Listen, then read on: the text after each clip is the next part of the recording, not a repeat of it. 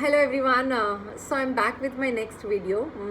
मैंने last video में आप सब लोगों से बात की थी इम्पोर्टेंस ऑफ फेलियर्स की, और हमने बात की थी कि कुछ लेसन्स जो हम फेलियर से सीख सकते हैं।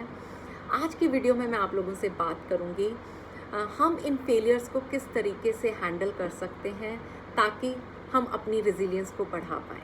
रेजिलियंस क्या है? Actually it is bouncing back from the failures. So इस प्रोसेस में first thing what we can do is just accept how you feel. जब भी हमें कोई फेलियर मिलेगा, most likely it will hurt. कई बार कुछ ज़्यादा, कई बार कुछ कम, that's okay. Don't try to push yourself. Don't try to distract yourself from your feelings. Don't start blaming others for your failures. And please don't paint yourself with that fake smile all the time.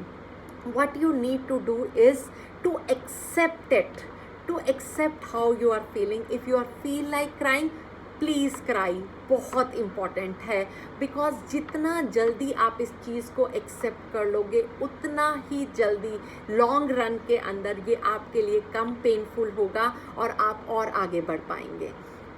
Second step is again very important. What it is? Take the stock of your failures, learn from it and then adapt your learnings. Very important.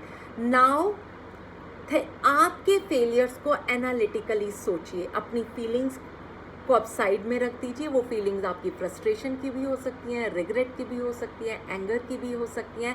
Just keep them at one side. Now think, what went wrong? Why did I fail? ऐसा क्या था जिससे outcome better हो सकता था? क्या सारी चीज़ें मेरे आउट ऑफ कंट्रोल थी? Think rationally now. Gather all the facts, all the information, and now set back and try to learn one thing from this. And do one thing, that in the next course of action, please don't repeat the same mistake again. If you will do it, फिर आप उस spiral में फंस जाएंगे जो एक गलती बार बार करके आपको सेम फेलियर्स की तरफ लेके जाएगी। So what we need to do is, हमें क्या सोचना है कि जो भी हमने वो एक चीज़ सीखी है उसको हम नेक्स्ट टाइम डिफरेंटली करेंगे ताकि हम सेम मिस्टेक बार बार ना करें। इसको करने के लिए give some time to yourself and please be honest to yourself. Don't cheat yourself in that. There is no rush in doing that. Sometimes I think, मुझे ऐसा लगता है कुछ लोगों को immediately आंसर मिल जाता है कि what went wrong. Few people will take few hours, और कुछ लोगों को कुछ दिन भी लग जाएंगे पॉप अप होने के लिए कि ये गलती थी, ऐसे हुई और क्यों हुई। Now the important thing here is that कि आपको सोचना शुरू करना है डिफरेंट पर्सपेक्टिव के ढंग से, और जो प्रीवियस आपने एक चीज़ सीखी है उसको रिपीट नहीं करना। That is how you adapt to your learning. Very important. Now the third step is stop dwelling on it. हम ऑब्सेस होके बैठ जाते हैं अपने फेलियर्स के साथ। Stop that obsession, because obsess होके हमारा आउटकम चेंज नहीं होगा। हम अपने पास्ट को चेंज नहीं कर सकते, but still we can shape our future. जितना जल्दी हम ये चीज़ सीख लेंगे उतना जल्दी हम आगे बढ़ पाएंगे। Next, the fourth step is हमें we have to release that need of for approval by others.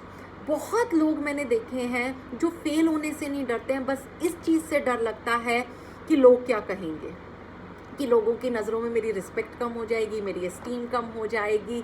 हम लोग बहुत जल्दी इन्फ्लुएंस हो जाते हैं कि what the people will say. लोग तो कुछ ना कुछ कहेंगे ही हमेशा ही। You always remember that it is your life. You have to live it. It is not their life. So stop judging yourself from the point of view of others. It is very important. Now the fourth step is try to take a new point of view of your failures. इसको आप एक negative से एक positive perspective की तरह भी देख सकते हो. Negative perspective, how you see in a negative perspective, how you see your failure. If I fail it means that I am stupid, I'm weak, I'm incapable. But if you see it in the positive perspective, you know, if I fail, I'm one step closer to my success. I am more smarter, I am more savvy now, because जो भी मैंने अभी knowledge gain करी है उससे मुझे और ज़्यादा एक्सपीरियंस हुआ है. तो अपने फेलियर्स को आप अपना मोटिवेटर बनाइए, अपना टीचर बनाइए, अपना स्टेपिंग स्टोन बनाइए अपनी सक्सेस की जर्नी के लिए. Next, the 5th step is try to find inspiration and support from the people around you. Very important. बात कीजिए. मुझे ऐसा लगता है आधी से ज़्यादा प्रॉब्लम सॉल्व हो जाती है when we discuss it with others. So please start investing in your relationships also, because at the end हमारे रिश्ते ही हैं जो मुश्किल टाइम में जो हमारे साथ खड़े होते हैं. तो start investing on those relationships also. Have someone in your life जिसके साथ हम कभी भी कोई भी बात शेयर कर सकें और हमें वो कॉन्फिडेंस है कि वो बंदा हमें जज नहीं करेगा. what else we can do? Start, you know, read about this those people who have faced lot of failures in their life, और उसके बाद किस तरीके से वो उन फेलियर से निकल के आए और उन्होंने लाइफ में सक्सेस अचीव करी.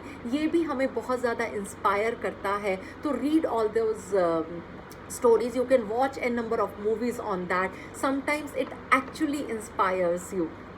Last and the foremost again is revisit your goal. मैंने अपनी मोटिवेशन की वीडियो में आप लोगों को बताया था आपके गोल कैसे होने चाहिए. स्मार्ट होना चाहिए, specific, measurable, achievable, relevant and time bound.